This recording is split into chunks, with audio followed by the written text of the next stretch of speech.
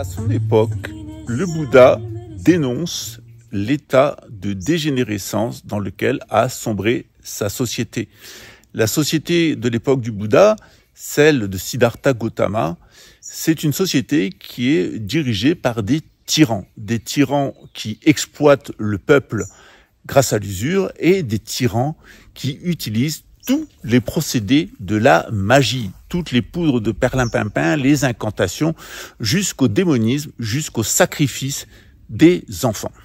Cette tentation, eh bien, elle est le fruit d'une très grave défaut des sociétés qu'on appelle le nationalisme. Lorsque les sociétés sombrent dans le nationalisme, lorsqu'elles ont détruit la société de caste, eh bien, l'aristocratie prend le pouvoir en prétendant qu'elle a un sang particulier et que ce sang lui donne droit au territoire et qu'au nom de ce sang et au nom de ce droit divin, elle a le droit d'éliminer, de persécuter et de génocider les autres peuples et en attendant de le faire, de leur mentir, de les déposséder, de les exploiter et de les livrer à l'esclavage.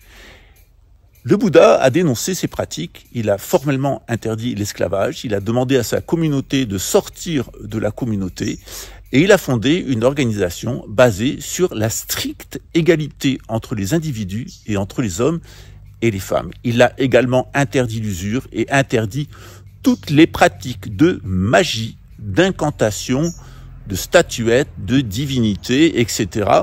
Bien entendu, cela n'a pas toujours été respecté dans les différentes voies du bouddhisme, en particulier dans le bouddhisme tibétain. Lorsque nous sommes arrivés au Tibet, eh bien, nous avons été confrontés à toutes sortes de pratiques qui étaient celles-ci.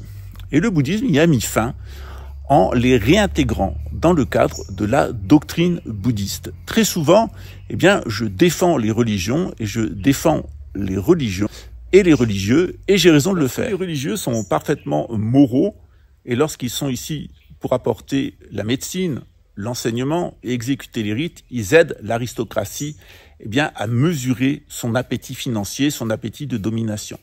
Mais lorsque le clergé n'arrive plus à le faire, eh bien, la noblesse devient une oligarchie terrienne, puis financière, et elle devient le principal agent de l'asservissement des peuples.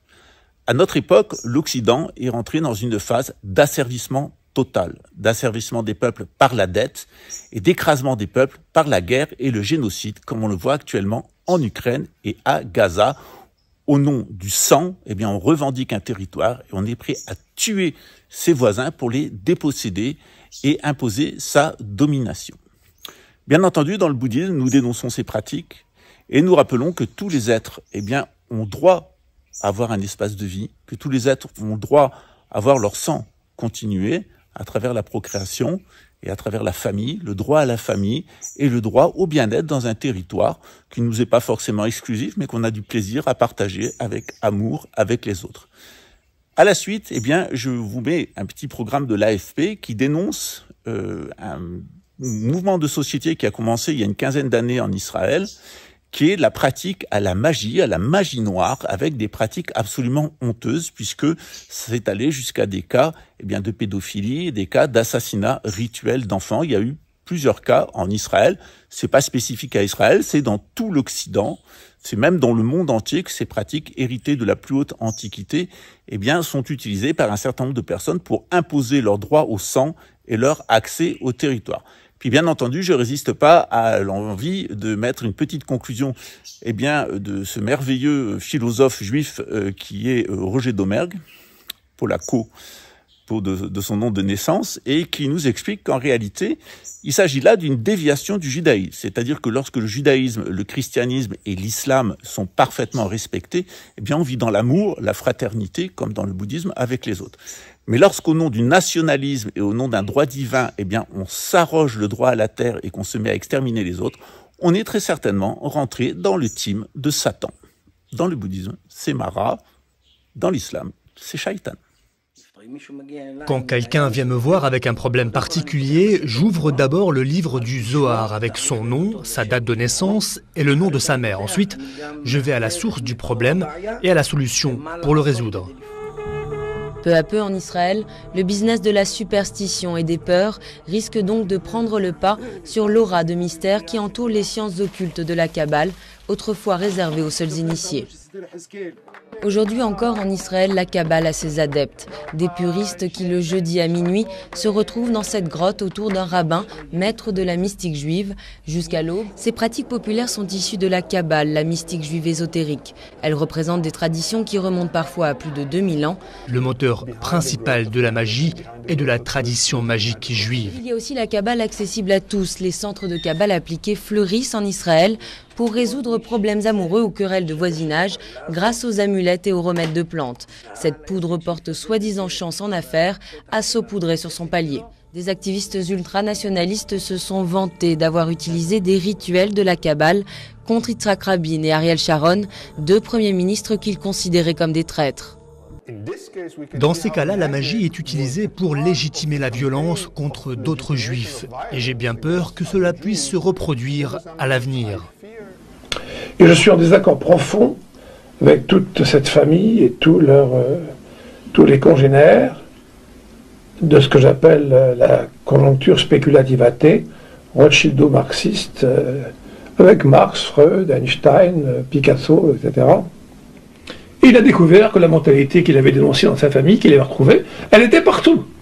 Elle était dans le capitalisme, elle était dans le marxisme, elle était partout. C'est-à-dire un système de pensée spéculatif, absolument glacial, totalement hypertrophié, ne tenant compte d'aucun caractère vraiment humain, alors qu'il prétend s'en servir, ou du moins les viser en permanence. Non pas s'en servir, mais les servir, et sans les utiliser en permanence. Énorme mystification. Nous avons vu à quoi le marxisme a mené. Le marxisme pseudo-altruiste a mené à des dizaines de millions de victimes, a mené à un camp de concentration aux dimensions d'un pays immense, qui est la Russie, hein, par conséquent, a mené à la mort. Ce sont donc des doctrines de mort. De même, la science est aussi entre leurs mains. Même si on prétend et même on a prouvé que les découvertes d'Einstein venaient de Poincaré, non pas d'Einstein, c'est un petit détail. Et ils sont extrêmement forts en physique, en chimie, et même en médecine, que j'appelle médecine hypophysaire, c'est-à-dire médecine analytique, médecine de spécialistes. Donc, ils sont donc les champions de ce genre de choses. Mais tout cela est dégagé d'un contexte de synthèse, c'est-à-dire un contexte de cœur. La Gemara ainsi que le Zohar dit, parce qu'en vérité, au moment de la délivrance finale, d'accord, les dirigeants de ce monde seront tous les descendants des Bnei Adam, juifs et non juifs, mais descendants des Bnei Adam. Donc de cette manière, on est de la même famille, puisqu'on a le même père et la mère même. Et tous ceux qui travailleront vraiment, on pourrait dire, dans le développement de la technologie, de toutes ces choses-là, ça sera ces créatures qui ne sont pas forcément mauvaises, elles ne sont pas forcément négatives. Par exemple, Hitler, c'est pas un animal. Hitler, c'est un démon qui s'est incarné en homme. Ils sont donc privés de cœur, ils sont privés de synthèse. Et ils ont un idéalisme qui se retourne finalement contre les gens qu'ils prétendent défendre, ou qu'ils croient défendre, et car finalement, ils sont souvent honnêtes. C'est ça qui est terrible, c'est que souvent leur idéalisme est sincère. Et ce sont les plus dangereux. Il y a aussi les crapules, les banquiers, les financiers qui dirigent absolument tout. C'est marqué explicitement dans le Talmud. Qui étaient les chefs de la génération du déluge? Eh bien, deux anges déchus qui se sont incarnés en hommes, Azav et Azaël. Aza et Azaël. Ils sont descendus de ce monde, ils ont pris une forme humaine, et c'est eux qui ont fait tomber tout le monde dans la débauche. Qu'est-ce que dit le verset? Dès qu'ils sont descendus sur terre, ils ont couru après les filles de l'homme, les filles des Bnei Adam. C'est des débauchés. Et ils ont emmené toute la génération dans la débauche. Et ils ont un idéalisme qui se retourne finalement contre les gens qu'ils prétendent défendre, ou qu'ils croient défendre, et car finalement, ils sont souvent honnêtes. C'est ça qui est terrible, c'est que souvent leur idéalisme est sincère. Et ce sont les plus dangereux. Il y a aussi les crapules, les banquiers, les financiers qui dirigent absolument tout. Je parle de Soros parce qu'il était absolument inconnu jusqu'à maintenant. Il vient simplement d'être connu depuis 4 ou 5 années, et même le dictionnaire qui recense tous les financiers de Coston, dictionnaire fort connu qui date de 85-86, ne le mentionne même pas. Mais pour pouvoir se gagner en une opération 500 milliards de francs et faire sauter la Banque d'Angleterre d'un coup de téléphone, il faut être... Lucifer est un ange, un archange. Alors un ange ou un archange? Moi je pense que c'est un ange. Bon. Il y en a qui disent que c'est un archange. Bon. C'est un archange qui s'est sacrifié pour sauver l'humanité et pour nous aider à évoluer plus rapidement. Hein? Sans intervention luciférienne au jardin d'Éden, Adam et Ève seraient restés des animaux. Non conscients, non soi conscients. ont une emprise, c'est-à-dire que les âmes qui vont être justement influencées par ces forces vont agir et alimenter énergétiquement ces forces-là, sans forcément en avoir conscience, comme c'est le cas sur la Terre, avec par exemple le New Age, tout simplement, où c'est un des milieux les plus manipulés et les plus dangereux pour la masse publique. Voilà. Parce que les forces qui sont à l'œuvre derrière peuvent agir à des niveaux énergétiques beaucoup plus puissants que les niveaux qui sont en général classiques, même si... Je suis breton. Oui, je suis breton. Ah, ouais, breton. Voilà. C'est bizarre avec le nez que vous avez.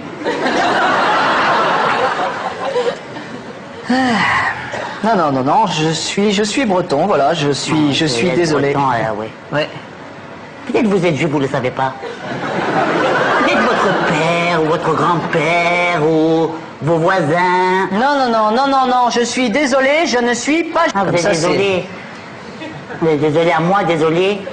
Ja, ik schijn, désolé.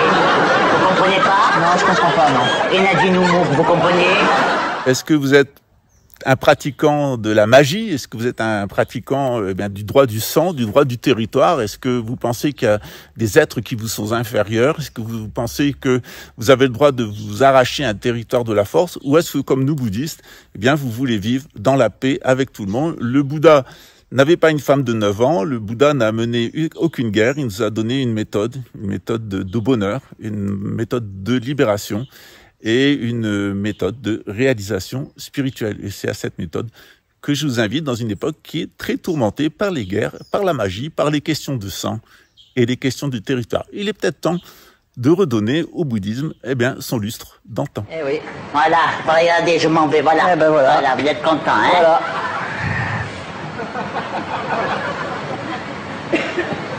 Alors,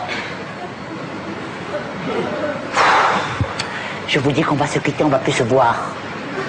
Une petite vieille comme moi, qui? Je vais le répéter à qui? Vous êtes juif? Oui, je suis juif! Vous êtes juif? Vous êtes juif? Eh ben, on dirait pas, hein?